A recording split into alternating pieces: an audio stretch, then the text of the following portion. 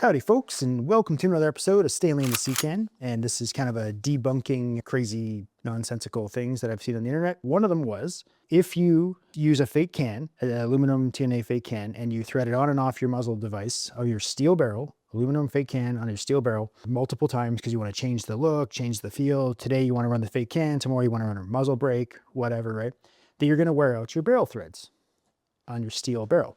So I thought, how could I possibly show this in an interesting, reasonable way? We're just going to kind of wing it here. This is a new prototype fake can. This is the Ultra Hex. So look at the size of this bad boy, right? And yeah, gets everyone all excited.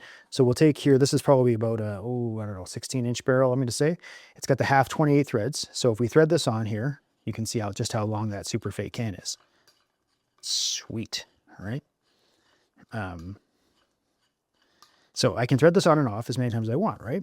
So there we go. Wow, look how long that is. That's sweet, right? Kind of looks like a Chris Vector or something. So as I'm threading this on and off, is it going to damage the steel, right? So aluminum is a fantastic material. We use in engineering all the time because it is relatively strong and incredibly lightweight. Like the weight of this monster aluminum bar is less than this little barrel, right? So the barrel is substantially smaller in diameter and it is shorter, yet the barrel weighs more than this. Oh, here, my rationale for this is, so here's a 22 caliber, for 223, whatever, bore hole for like a projectile, right? So this is the rifling in the barrel comes up through that center hole. And this is a basic thread adapter. So it's a much wider hole, and that means the walls on the edge is much thinner than this is, right? So if I'm going to break this, this should be a lot easier to break than this. This is made of 4140 steel. This is made of 4150 steel, typically, right? So they're better. So this thread's in here, right? And then now how can I, if I thread this in a million times, forwards, backwards, everything else, is this going to damage the steel? And I think the answer to that is absolutely not, because the steel, especially these higher grades of chromoly steels, they are super good. So what can we do to kind of test this? So let's thread this in a little ways. And let's take a hammer that we should normally not have anywhere near gun stuff and just kind of whack, right? So now, oh, look at that. We bent it over, right? And so if we thread this out, oh, it's stuck now.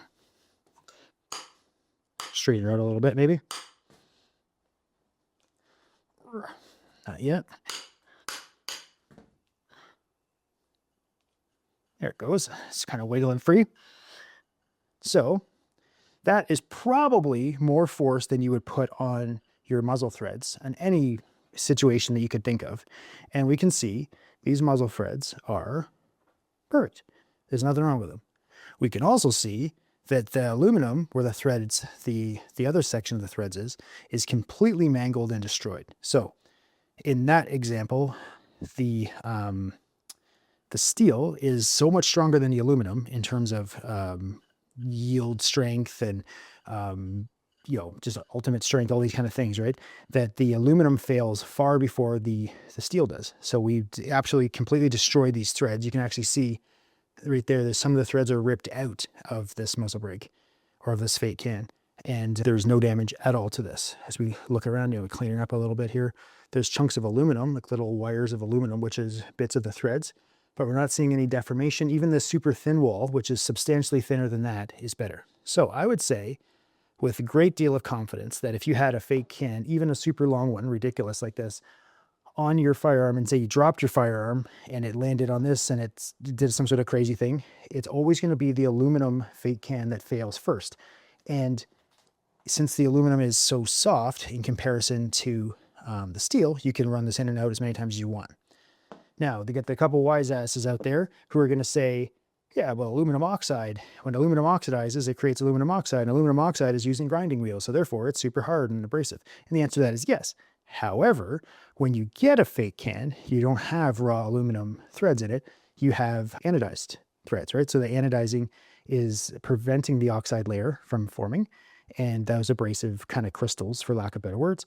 And you're also going to oil it because it's a gun. So the oil is going to prevent a rapid growth of an oxide layer, and you should be fine. So again, I think there should be absolutely no issues in your mind about, can I put a fake can on and off, turn it on and off and do all these different things forever? And I think the answer is absolutely, it's no big deal.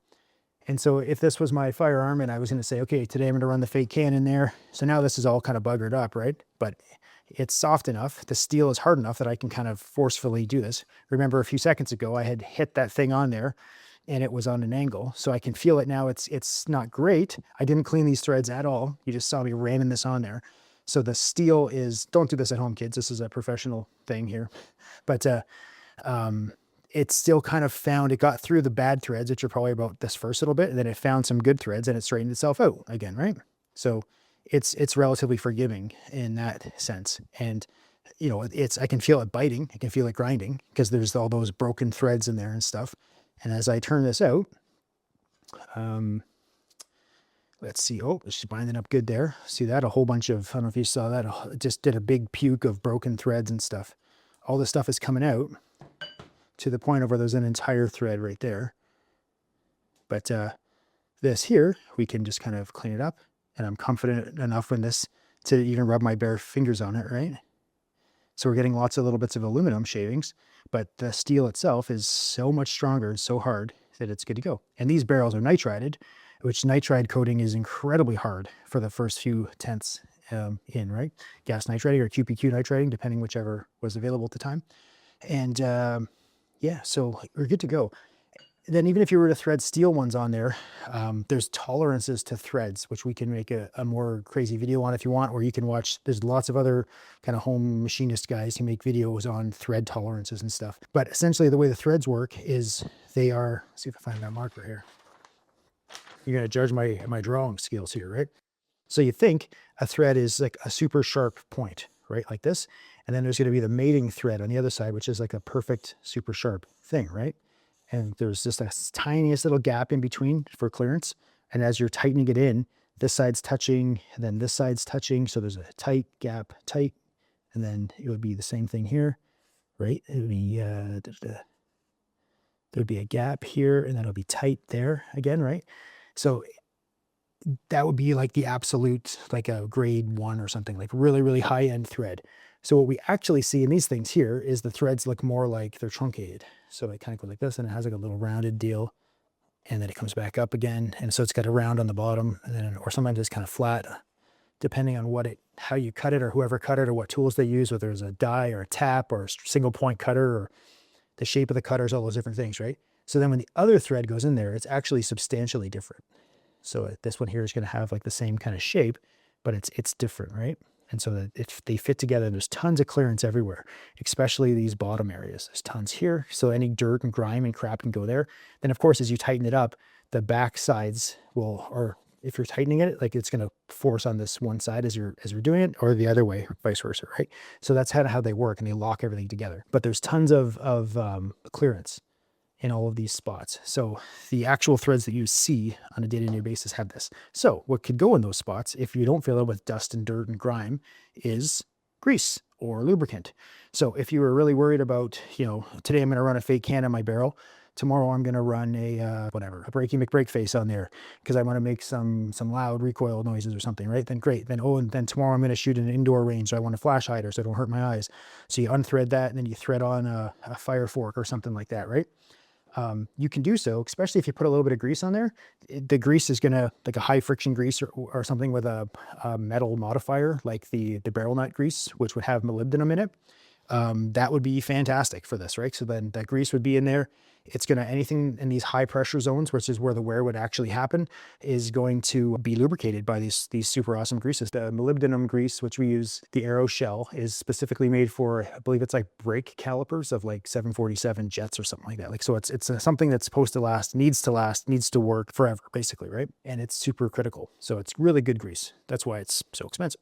So yeah, so when I just did this smashing thing, what I ended up doing was forcing like this, like kind of hitting this so hard that I bent. So if this is the steel bit here, right? You can kind of envision this top section being steel, and this down here is the aluminum.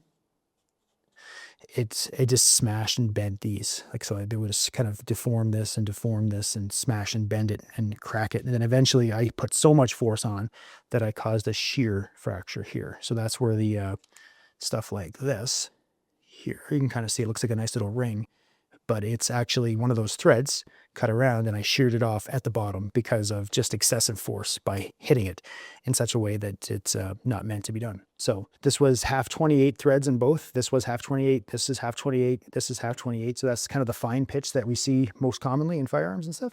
So yeah, there's my short story. You can change your muzzle device as many times as you want. I guess even if something did happen that was kind of crazy and it was getting to the point where it is wearing out because you've changed it 7 times a day, every day for the last 10 years, and it's starting to wear out, you could do something like, say, put a epoxy on like a shoulderless thread adapter and change the thread size to 5/8 24 and start all over again, kind of thing, right? So it is possible, I guess, to wear it out, but not under like normal use for what we're going to see in the life of a Canadian's firearms owner. So yeah, thanks so much. Just like Grandma used to say to Bilo, you're the reason Power Rangers showed out their colors.